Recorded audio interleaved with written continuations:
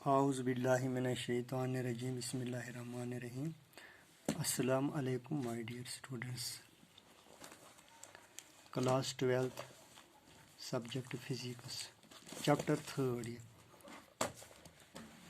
Topic है magnetic field due to infinitely long straight wire carrying current.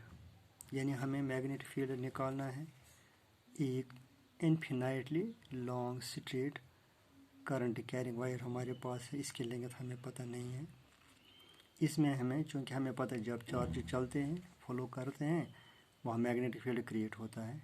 हमें इसमें कितना मैग्नेटिक फील्ड क्रिएट हो रहा है वह हमें निकालना है। से हमने एक वायर ली स्ट्रेट इनफिनाइटली लेंथ, इसकी लेंथ हमें पता नहीं है।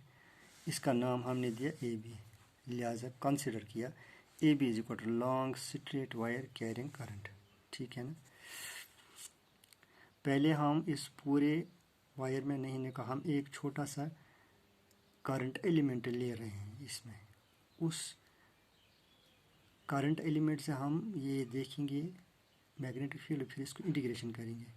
तब इंटीग्रेशन के बाद हम इस पूरी वायर में जो भी करंट चल रही है उससे जो मैग्नेटिक फील्ड क्रिएट हो रहा है वो हम मेजर कर सकते हैं, डिटरमाइन कर सकते हैं। ठीक है ना। अब हमने इस कंडक्टर के सराउंडिंग में एक पॉइंट लिया, उसका नाम रखा पी। ठीक है ना। इस पी पे हम निकालेंगे पहले मैग्नेटिक फील्ड। लेकिन जो मैग्नेटिक फील्ड पॉइंट है जो हमें मैग्नेटिक फील्ड डिटरमाइन करना है, जो ये इस वायर का जो सेंटर है वो इस सेंटर से और पॉइंट तक के बीच में जो फैसला है, डिस्टेंस है, वो हमने रखा सपोज एक्स। ठीक है ना। अब इस लाइन जो सेंटर है इसके नीचे हमने एक एलिमेंट लिया जिसको हम करंट एलिमेंट बोलते हैं। इसकी जो लेंथ है वो DL है, वेरी स्मॉल लेंथ है। लेकिन जो ये एलिमेंट है इस सेंटर से, वायर के सेंटर से वो दूरी पे उसका जो फैसला है वो स्मॉल l है। ठीक है ना। इसमें जो करंट पास हो रहा है वो I से हम दिखाते हैं। ठीक है। अब इस करंट एलिमेंट और इस पॉइंट के बीच में हमने एक लाइन छोड़ी है। ठीक है ना। इस लाइन और जो लाइन सेंटर और पॉइंट के बीच में है, इनके बीच में जो एंगल बना वो क्या है, थीटा है। ठीक है ना। अब जो एलिमेंट और पॉइंट के बीच में जो फैसला वो R से दिखाया। ठीक है ना। अब इस वायर के जो दो एंडस हैं इनको भी हमने इमेजिनरी लाइन्स दिए हैं। अब नीचे इस लाइन जो सेंटर और पॉइंट के बीच में इसके नीचे जो एंगल बना है पॉइंट एंड बी से, वो थीटा 1 से दिखाया है। और जो अपर एंड, वायर के अपर एंड के बीच में जो एंगल बना इस सेंटर लाइन से वो फाई 2 दिखाया। ठीक है ना। लेकिन जो यहाँ एलिमेंट के साथ लाइन जो मिलाई पॉइंट और एलिमेंट के बीच में, इनके बीच में जो एंगल बना है वो फाई से दिखाया। तो डिफरेंस हमने एंगल्स में डिफरेंस दिखाया। ठीक है ना। अब ये सब कुछ कंसिडर किया। ए बी क्या है, long straight wire carrying current. I जो है ना current passing through A B means wire. P is equal to point when D L is to be D B magnetic field. Point wire ये वो point है जहाँ हमें magnetic field is to be calculated, measure करना है। ठीक है ना। X is equal to distance of point from centre of A B means length wire से। ठीक है ना। D L length of current element, जिसमें करंट जा रहा है उस एलिमेंट की, जो करंट उसमें जा रहा है उस करंट से जो मैग्नेटिक फील्ड वो हमें पी पे डिटरमाइन करना है। जो आर है distance of current element from point. ठीक है ना। अब है at point according to Biot Savart's law magnetic field at point P due to small element of the wire is, ये कल हमने देखा। D B is equal to M mu 0 divide by 4 pi I D L sine phi divide by R square. क्योंकि जो angle यहाँ बनता है element current element के साथ वो हमें यहाँ साइन फाई है। ये म्यूज 0 जो है ये है permittivity of medium, that means free surface. हमने डी बी वो डायरेक्टली प्रोपोर्शनल करंट पे है, डी एल पे है, sine theta inverse product square. लेकिन जब हमने प्रोपोर्शनलिटी हटाई ना, के बदले ये लिया, ठीक है ना, म्यू 0/4 पाई के का वैल्यू है। अब इस इक्वेशन का नाम हम देते हैं इक्वेशन फर्स्ट, ठीक है ना। अब इसमें एक राइट एंगल खड़ा हो रहा है, देखो पी ओ सी, यहाँ जो ये एंगल है ये 90 डिग्री है, ठीक है ना। अब यहाँ इस ट्रायंगल में ये अगर हमने फाई लिया ना फाई, तब जो ये एक्स है ये समझो परपेंडिकुलर, ये हाइपोटेन्यूज, ठीक है ना। अगर इसी ट्रायंगल में हमने थीटा लिया तब ये बेस कहलाता है, ये हाइपोटेन्यूज कहलाता है ना। In right triangle right angular triangle P O C है ना, triangle P O C sine phi ये है ना, हमने ट्रायगोनोमेट्रिक रेशियो के साथ ये एंगल लिया, फाई लिया। इसके अपोजिट में जो साइड है वो परपेंडिकुलर है, दैट इज ओ पी। जिस साइड से ये एंगल बना वो हाइपोटेन्यूज समझो, एक हाइपोटेन्यूज समझो जिसका एंगल है अदर देन 90 डिग्री, ठीक है ना। तब sine phi is equal to O P divide by O C, ये ओ पी है ना, O P divide by O C. Sine phi is equal to O P क्या है, एक्स है, ये distance of the point from the centre of the wire और distance of the point from the current element, X divide by R. Cos theta is equal to, अब हमने ये angle लिया, ये वाला एंगल, इस यानी जिस साइड पे एंगल बनता है वो यहाँ फाई बना, ये था बेस। अब एंगल किससे बना, इस साइड से। नाउ दिस इज बेस, यानी O P divide by P C है ना, वो कॉस कहलाता है। लेकिन एंगल क्या है, थीटा है। Cos theta is equal to O P divide by O C, cos theta is equal to O P X divide by R. अब जब इस साइन फाई का लेफ्ट राइट साइड देखते हैं और कॉस थीटा का राइट साइड देखते हैं, इस राइट साइड की वजह से ये दोनों ट्राइगोनोमेट्रिक रेशियो आपस में बराबर है। हम ऐसे लिख सकते हैं, sine phi is equal to cos theta is equal to X divide by R. इसका नाम देते हैं इक्वेशन सेकंड, ठीक है। अब है आर इज इक्वल टू, यहाँ क्योंकि cos theta is equal to, R को मैंने यहाँ लिया कॉस थीटा की जगह, कॉस थीटा को मैंने आर की जगह लिया, R is equal to X divide by cos theta. इस इक्वेशन का नाम थर्ड दिया, ठीक है ना। अब और एक दो निकालें ट्राइगोनोमेट्रिक, अब third trigonometric ratio that means tan theta. लेकिन इसके लिए यही एंगल हम ले रहे हैं, ठीक है ना। ये बेस है, ये परपेंडिकुलर है, क्योंकि टेन थीटा जो है base divide by perpendicular, O P divide by O C, यानी ओ सी सॉरी, ये बेस है ना, ये बेस है। लेकिन टेन के लिए परपेंडिकुलर डिवाइड बाई बेस है, O C perpendicular divide by base O P है ना, O C divide by O P, ठीक है। ओ सी क्या है, ओ सी है length of the current element from the centre, वो एल है, डिवाइड बाई ओ पी क्या है, एक्स है, distance of the point from the centre of the wire, ठीक है ना। अब एक्स को किसके साथ मल्टीप्लाई किया, टेन थीटा के साथ, therefore L is equal to X tan theta. अब हमें डी एल चाहिए, एल नहीं चाहिए, डी एल चाहिए। इसकी डिफ्रेंसिएशन कीजिए, D L is equal to X tan theta की जो डिफ्रेंसिएशन है वो है सेक स्क्वायर थीटा, और थीटा की डिफ्रेंसिएशन है डी थीटा। डिफ्रेंसिएशन हमें एल नहीं चाहिए, हमें डी एल चाहिए। So we have to differentiate this को, D L is equal to X tan theta की जो डिफ्रेंसिएशन है वो है सेक स्क्वायर थीटा, और थीटा की डिफ्रेंसिएशन क्या है, डी थीटा। इसका नाम देते हैं इक्वेशन फोर्थ, ठीक है ना, इक्वेशन फोर्थ। अब हमारे पास सब वैल्यूज आ गए, एल डी एल का भी आया, साइन थीटा का भी आया। Substitute the values of equation second,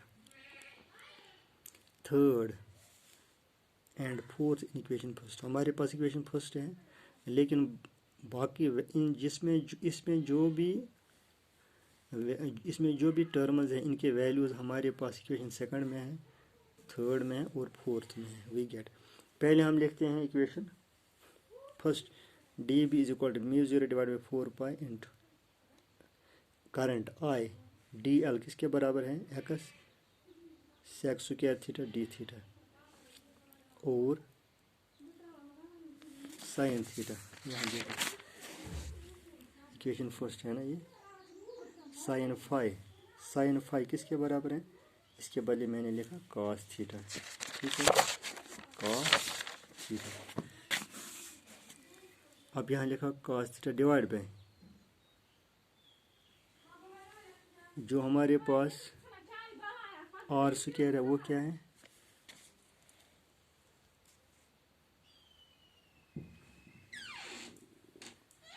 are square के बदले लिखा X divide by cos theta, लेकिन X square divide by cos theta square, ठीक है ना। डी फाई है ना ये आर स्क्वायर के बदले X square divide by cos square theta D B is equal to mu zero divide 4 pi I. देखो हमारे पास जो ये सेक स्क्वायर के बदले में ऐसे लिखता हूँ sec square theta divide by X square divide by cos square theta, लेकिन सेक स्क्वायर है 1 by cos square theta and इस कॉस स्क्वायर थीटा को ऊपर ले रहे हैं cos square theta divide by X square this X cos square theta cos square theta will go, है ना। इसीलिए मैंने यहाँ 2 एक्स हैं 1 X and 1 X will go sec square theta divide by cos square theta, क्योंकि x square हम ऐसे divide by cos square हम ऐसे भी लिख सकते हैं 1 divide by cos square theta into X square, ठीक है ना। ये 1 कॉस स्क्वायर थीटा और sec square theta will go, क्योंकि सेक स्क्वायर थीटा किसकी यानी 1 by cos square theta is equal to sec square theta, ठीक है ना। अब यहाँ क्या रहा आई और ये कॉस थीटा और ये डी थीटा डिवाइड बाई यहाँ एक एक्स रहा, इसका नाम देते हैं इक्वेशन फिर, ठीक है ना। लेकिन ये हमें जो ये मैग्नेटिक फील्ड है ये पॉइंट पे निकला है पी पे निकला, but we have to determine the magnetic field by the current of the whole wire या entire wire. Magnetic field due to whole conductor या वायर का ही can be calculated by integrating equation fifth within limits देखो limits कहाँ से यहाँ है ना, ये फिगर जो है इनके बीच में हमें देखना है, यानी जो ये P है लोअर लिमिट थीटा 1 और थीटा 2 इसके बीच में जो यह एंगल ये पूरा एंगल बनता है ये एंगल यानी theta 1 to theta 2 this is the lower limit this is the upper limit, इनके बीच में हमें मैग्नेटिक फील्ड निकालना है। लेकिन जिस पॉइंट पे हमने पॉइंट फील्ड निकाला है अगर लाइन हम देते हैं सेंटर के साथ जो एंगल थीटा 1 है वो नीचे डाउनवर्ड डायरेक्शन में है, किस में है, लिहाजा ये बिलो द लाइन वो above theta 1 is the below the line it sign is negative, theta 2 is the above line it sign is positive, ठीक है ना। विद इन द लिमिट्स ये क्या है थीटा 2 एंड थीटा 1 इसी एरिया में हमें निकालना है ना। जब हमने इंटीग्रल माइनस ये नीचे this is the angle below the line of the centre between the centre of the wire and the point minus theta 1 this upper theta 2 ऊपर वाली साइड में ये थीटा 2 है D B is equal integral minus theta 1 theta 2 mu 4 pi I cos theta D theta. अब ये किसके बराबर है ये बी के बराबर है इज इक्वल यहाँ कांस्टेंट क्या है कांस्टेंट ये है mu 0 divide by 4 pi current I ये कांस्टेंट है और इसके साथ यहाँ एक्स भी है, क्या है एक्स भी है ना, ये एक्स इस एक्स को भी मैंने यानी mu 0 divide 4 pi I divide by x ये कांस्टेंट है, यहाँ वेरी अगर हो वो cos theta D theta. Limit जो है माइनस थीटा 1 थीटा 2 ये माइनस क्यों है मैंने बताया mu 0 I divide by 4 pi x इसकी जो इंटीग्रेशन है साइन कॉस की इंटीग्रेशन है साइन थीटा, यहाँ साइड में लिखते हैं माइनस थीटा 1 थीटा 2, ठीक है। और mu 0 I divide 4 pi X sine इस थीटा का वैल्यू क्या है upper limit theta 2 minus sine theta का वैल्यू क्या है लोअर लिमिट माइनस थीटा 1, ठीक है। v is equal to mu zero I dot 4 pi x sine theta 2। जो ये साइन माइनस यहाँ है माइनस बाहर आ जाएगा, साइन ब्रैकेट माइनस थीटा 1 हो गया ना माइनस साइन थीटा, इस माइनस इसके साथ मल्टीपल हो जाएगा ना plus sign theta 2, sign theta 2। अब मैंने क्यों लिखा ये पहले में, ये अब प्लस बन गया, मैंने पहले लिखा थीटा 1 वाला प्लस थीटा 2, यानी sign theta 1 plus sine theta, क्योंकि 1 और 2 पहले 1 होता है फिर 2 होता है। इसका नाम देते हैं इक्वेशन 6। हमें पता है साइन के बीच में जब एंगल नेगेटिव होता है वो पूरा ट्राइगोनोमेट्रिक नेगेटिव होता है, ट्राइगोनोमेट्रिक रेशियो पूरा नेगेटिव होता है अगर एंगल साइन के साथ नेगेटिव होगा। If the straight wire is infinitely long then theta 1 and theta 2 are taken as π/2। क्यों लेते हैं π/2? हमें पता है हमारे पास ये इनफिनाइट है ना, बीच में ये डाला, ठीक है ना, लेकिन थीटा 1 किस हिस्से में बना, इस हिस्से में बना, यानी पूरा एंगल जो है वो 1 वो पाई है, ठीक है ना, लेकिन थीटा 1 किस हिस्से में बना, 1 π/2 बन गए ना इस हिस्से में, थीटा 2 इस हिस्से में बना, यानी पूरे जो ये एंगल जो लाइन इसका जो पूरा एंगल है वह 180, लेकिन थीटा 2 कहाँ बना, यहाँ इसके हाफ में, एंगल की हाफ में, ये भी बना एंगल की हाफ, इसीलिए जो थीटा 1 एंड थीटा 2 है वो π/2 कहलाते हैं। क्या कहलाते हैं? π/2। Equation 6 will become b is equal to mu zero I divide 4 π x sine theta 1 क्या है, π/2 है, बताया ना मैंने, प्लस क्योंकि जो थीटा 1 है वो हाफ 1/180 का हाफ में बना है, प्लस साइन थीटा 2 भी किस में बना है, हाफ ऑफ द 180 डिग्री में, π/2 हो है ना। b is equal to mu zero divide by 4 π x I sine 90 वो भी 1 है, प्लस साइन π/2, पहला π/2 वो भी 1 है, दूसरा जो π/2 है साइन वो भी 1 है। b is equal to mu zero divide by 4 π x, या 4 1 + 1 इज 2, इसके साथ मल्टीपल किया है ना, म्यू ज़ीरो डिवाइड बाई 4 हमारे पास वैल्यू के का है अलग रखा, अब यहाँ 2 बन गया, 2 × i is 2i divide by x, ठीक है ना। अब जो इसकी जो direction of b means magnetic field at point p will be perpendicular to the plane to the plane containing, यानी मैग्नेटिक फील्ड की जो डायरेक्शन है वो परपेंडिकुलर है उस प्लेन को जिसमें करंट एलिमेंट है और पोजीशन वेक्टर है, किसके बीच में, the distance between the point and the current element, उस जिस प्लेन में ये बनता है वो मैग्नेटिक फील्ड उसको परपेंडिकुलर होता है and is directed into the plane of paper, बिल्कुल टुवर्ड्स द, यानी towards the paper, towards the plane of the paper, उसकी डायरेक्शन ऐसी है। एक्सप्रेशन बी हमें क्या दिखाता है, mu zero divide 4 π 2i x indicates cylindrical symmetry.